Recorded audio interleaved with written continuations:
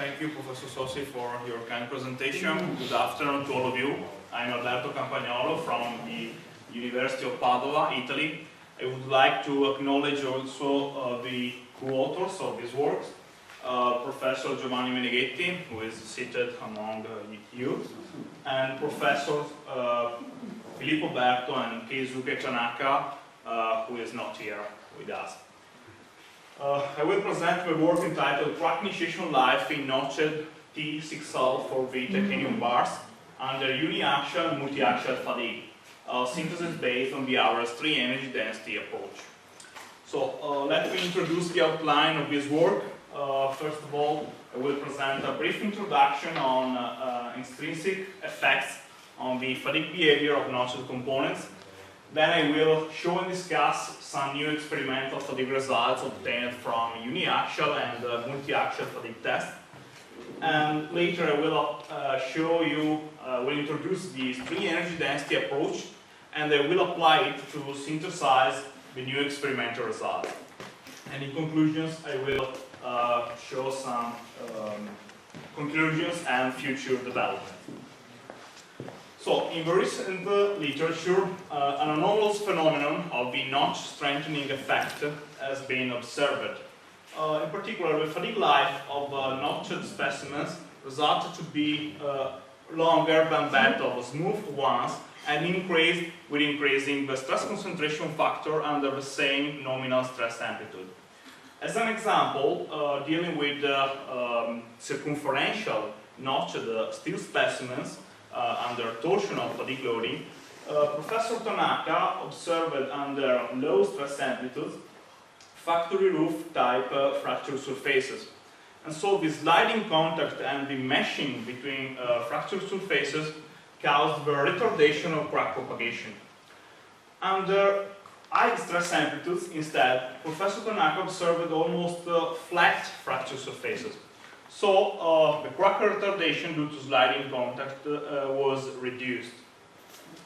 In this context, the fatigue behavior of circumferentially notched specimens made of titanium grade 5 alloy, T6L4V, has been investigated in the present contribution.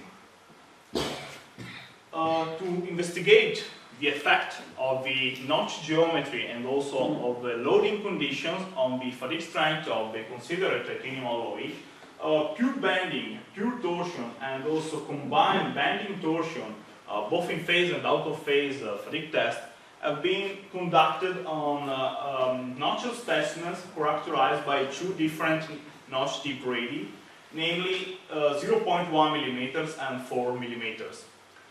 All fatigue tests have been carried out by assuming a nominal load ratio R equal to -1. Moreover, the crack initiation and the subsequent propagation have been analyzed in detail by using the direct current electrical potential drop method, that is the MATLECT DCM2 crack row monitor device that have been used. The experimental tests have been carried out by using a flexible test bench. In particular, with the experimental arrangement shown in the left figure, it has been possible to carry out fatigue tests under bending, torsion, and also combined bending torsion loadings by properly setting the external loads applied to the specimen by means of 2 independent hydraulic actuators. In the fatigue test, the electrical potential drop method sketched in the right figure has been used. In particular, 2 specimens were used.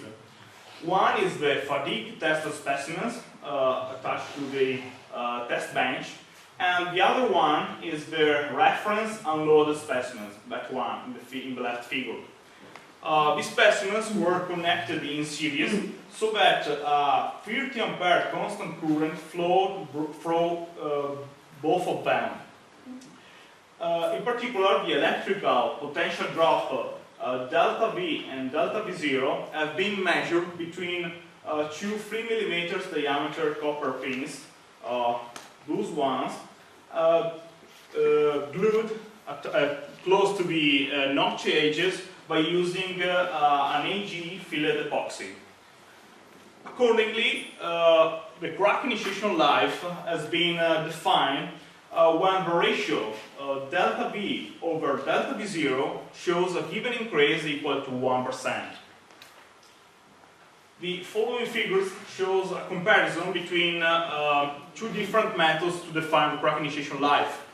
The stiffness loss and stiffness loss and the potential drop method.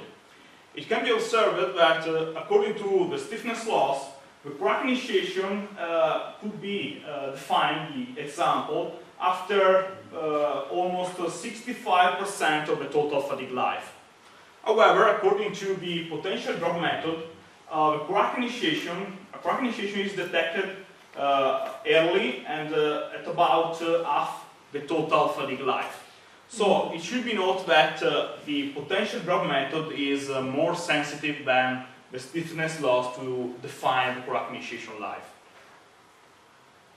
The following figure reports the new experimental results obtained in the present contribution and expressed in terms of net section nominal stress range and relevant to pure bending, pure torsion and multi-axial bending torsion in phase loading condition. The results have been reported in terms of both crack initiation life and total fatigue life. Here, an operational definition of the crack initiation life has been adopted. That is that when the ratio delta V over delta V0 shows an increase equal to 1.01. From the figure, it can be observed that the ratio between the crack initiation life, that is the open markers, and the total fatigue life, that is the filled markers, is equal to about 0.30 to 0.60 in the case of sharp V notches, while it is equal to about 0.90 in the case of blunt V notches. Moreover, the notch strengthening mechanism, the notch strengthening effect previously discussed, has not been observed under bending or torsion loading condition. Now I will introduce to you the approach based on the string energy density. In 2001, Lazzarini and Zambardi successfully proposed the string energy density averaged over a control volume surrounding the crack initiation point as a fatigue damage parameter for notched components. In particular, when dealing with sharp V notches, think about, for example, the case with a notch tip radius equal to 0.1 millimeters. The control volume is a circular sector characterized by a radius R0, thought of as a material property, and it is centered at the notch tip. When dealing instead with blunt V notches, think about, for example, to the case with notch tip radius equal to 4 millimeters, the control volume assumes a crescent shape defined by the right figure, where R0 is the depth measure along the notch bisector line. In particular, the average string energy density values can be evaluated directly from finite element results by summation of the string energies evaluated for each finite element belonging to the control volume V, as reported by the following expression. According to Lazzarini and collaborators, very coarse finite element meshes can be adopted within the control volume V. The control radius R0 has been defined by equating the average string energy density in two different situations. That is the fatigue limit or the height cycle fatigue strength of unnotched and 90 degrees sharp V notch specimens. Therefore, R0 combines two material properties: the height cycle fatigue strength of smooth specimens and the value of the notch stress intensity factor range for 90 degrees sharp V notches, both referred to the same life, 2 million cycles. Accordingly, the following expressions can be derived under pure tension, that is mode 1 loading condition, and pure torsion, that is mode 3 loading condition. The fatigue properties of the considered titanium alloy have been derived in a previous contribution by Berto and co-workers, and they are reported in the table, in the following table. Accordingly, the control radii R01 and R03 have been evaluated by means of these expressions and resulted to be equal to 0.05 mm and 0.45 mm respectively. The coefficient CW, previously introduced in previous set expressions, allows to take into account the effect of a nominal load ratio R when the range of the nominal stress is applied to the finite element model aimed at evaluating the average strain energy density. This coefficient is defined by means of this expression based on simple algebraic consideration represented in the left figure, and it is equal to 1 when R is 0, and it is equal to 0.5 when R is equal to -1, as in our case. The average strain energy density values have been calculated in the present contribution by means of a linear elastic finite element analysis carried out by adopting 3 coarse meshes of 3D 20-node peak elements of ANSYS element library. In particular, for each notch geometry, 2 different finite element models were needed. The first one under pure bending loading and aimed at evaluating the strain energy contributions averaged over a control volume of radius R01, while the second model under pure torsion loading and aimed at evaluating the strain energy contributions averaged over a control volume of radius R03. It should be noted that only 1/4 of each specimen has been modeled, taking advantage of a proper symmetry boundary conditions. Moreover, in order to properly simulate the loads and the restraint applied by the adopted test bench, this cylindrical surface, highlighted in gray in the figure, has been fixed, while the nominal load has been applied by means of concentrated forces applied to the opposite side of the specimen. The average strain energy density values obtained according to this procedure have been then combined by using this expression, which is valid in the most general case of combined bending and torsion loading condition. In this figure, a comparison between an average strain energy density based scatter band previously calibrated by Berto and co-workers on about 160 uniaxial and also multiaxial fatigue data obtained from sharply notched specimens of the same titanium alloy considering the present contribution, is shown in comparison with the experimental results obtained in the present contribution.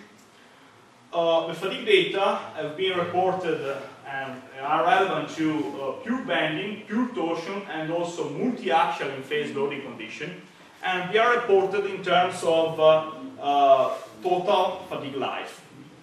It should be noted that all fatigue data fall within this set-based scatter band previously calibrated, showing a good agreement between theoretical estimations and experimental results. However, it should be noted that the scatter band reported in the present figure is characterized by a rather wide scatter, TW being equal to 2.5. Indeed, this scatter has been calibrated on experimental results expressed in terms of total fatigue life. So they could have been affected by extrinsic mechanisms acting during crack propagation phase. So in order to avoid this problem, the crack initiation life should be defined properly.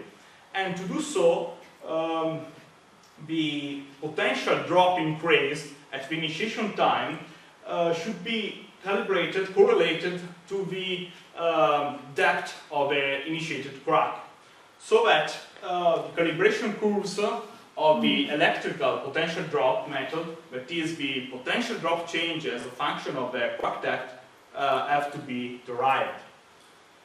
The calibration curves of the specimen's geometry previously presented have been derived in the present contribution by means of electrical 3D finite element analysis carried out by adopting 3D 10 nodes tetrahedral electric solid elements of ANSYS element library. The boundary conditions have been applied as shown in the left figure in order to properly simulate the experimental conditions. In particular, first of all, the uncracked specimens have been analyzed by means of electrical finite element analysis and by evaluating the electric potential drop at the notch edges. Later, several finite element analyses have been carried out by modeling a crack of depth A from the notch tip and by evaluating the corresponding value of the electrical potential drop. In the case of bending loading, the crack has been assumed to initiate and to subsequently propagate with a semi-elliptical shape from the notch tip. Instead, under torsion loading, the crack has been assumed to initiate and then to propagate concentrically from the notch tip. The obtained results have been reported in the following figures in terms of ratio delta V over delta V0 as a function of the normalized crack depth. The calibration curves reported in the figures are useful to properly define the crack initiation life. In particular, it should be noted that a physical definition of the crack initiation life in relation to the average strain energy density approach could be defined when the crack depth A is equal to the structural volume size R0. This means that the initiated crack depth leads to the structural volume failure. However, dealing with the present results, it should be noted that the potential draw method is less sensitive to the initiation of an elliptic crack shape than to the initiation of a concentrical crack shape. Moreover, the control radius R0 for the set evaluation under poor mode 1 is very small and equal to 0.05 millimeters. Therefore, the physical definition of the crack initiation life under poor mode 1 loading corresponds to a ratio delta V over delta V0 lower than 0.1%, which is not detectable by the crack growth monitor device adopted in the present contribution. So under pure bending loading, an operational definition of the crack initiation life has been adopted. That is when the ratio delta V over delta V0 is equal to 1.01. This ratio corresponds to a crack depth, an initiated crack depth, in the range 0.8 to 1.4 millimeters. On the other hand, under poor torsion loading, the physical definition of the crack initiation life was applicable. So the crack initiation life was defined in correspondence of a crack depth A equal to 0.45 millimeters, that is R03.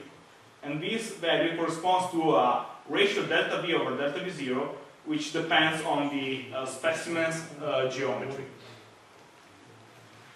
The following figures report a comparison between the experimental results obtained in the present contribution and expressed in terms of crack initiation life defined taking advantage of previous calibration curves and a new calibrated scatter band based on the average strain energy density approach.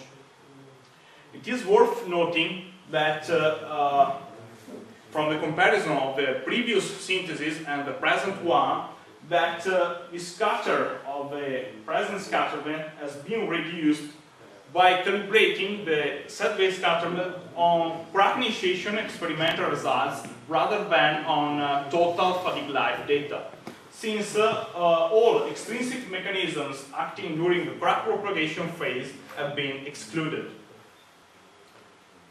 So the conclusions of this work: some new experimental fatigue results obtained from circumferentially notched specimens made of titanium grade 5 alloy and characterized by different notch tip radii, subjected to pure bending, pure torsion, and multiaxial in phase loading, have been reanalyzed by using the approach based on the average string energy density. An agreement has been found between the new fatigue data and the previous set-based scatterment calibrated on total fatigue life data. Then, crack initiation life has been taken into account to exclude all extrinsic mechanisms acting during the crack propagation phase. So doing, a reduction of scatter has been obtained in the set-based synthesis. To conclude, only some future developments of the present work. First of all, the experimental campaign will be completed by fatigue testing also titanium specimens under combined bending, torsion, out-of-phase loading. And also the fracture surfaces will be analyzed with optical microscope and also SEM. Moreover, the calibration curves of the potential draw method will be experimentally validated by measuring the crack depth A, but also the ratio C over A of semi-elliptic cracks at given ratios delta V over delta V0. And finally, the control radii R01 and R03 for average string energy density evaluation will be calibrated on crack initiation fatigue results. So dealing with R01, fatigue tests will be carried out on smooth and also sharp P-notch specimens under pure axial loading by monitoring in detail the crack initiation phase. In the same way, dealing with R03, fatigue tests will be carried out on both smooth and sharp P-notch specimens under poor torsion loading, and again by monitoring in detail the crack initiation phase. With this I have concluded. Thank you for your attention.